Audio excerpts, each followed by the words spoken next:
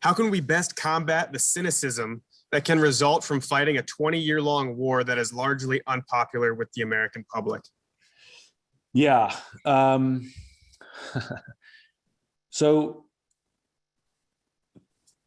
this is what I love about doing stuff with the military. You guys ask the hard questions, which are good because I don't know the answers. How do you combat the cynicism? Well, number one, the question is how cynical are you to start off with?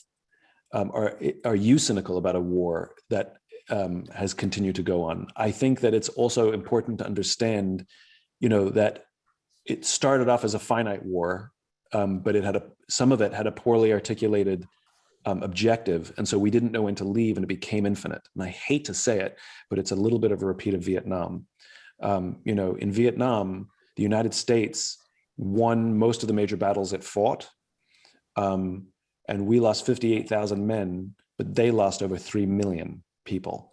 And so if you do it by the numbers, we won, except we didn't.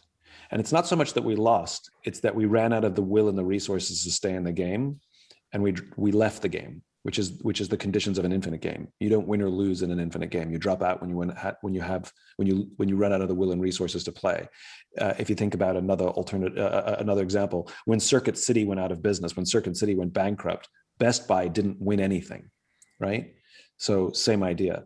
And so I think the cynicism that the American population has for the time we've been in the Middle East comes from poorly articulated objectives, quite frankly, which is they start asking the question, why are we there? And nobody can give them a straight answer. And the war on terror is too broad, because how do you know when you've won the war on terror? The answer is you never will. It's an infinite game. And so I think when we deploy our troops without a clear understanding of the culminating event, that when we reach that culminating event, we will come home.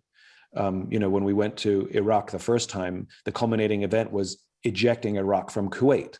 As soon as that happens, we're all coming home. It was very clear to everybody. It was clearly articulated, fixed in time, easily measured.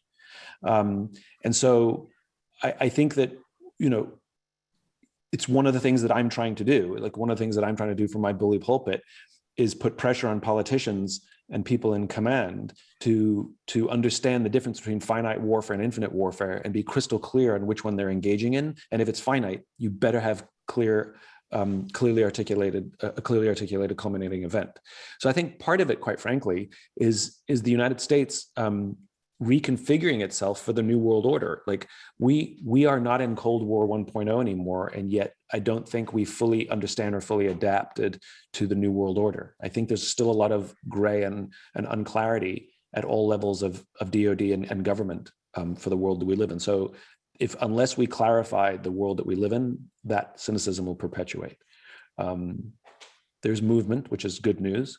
I'd like it to go faster, but there is movement, understanding of how the new world order looks and works.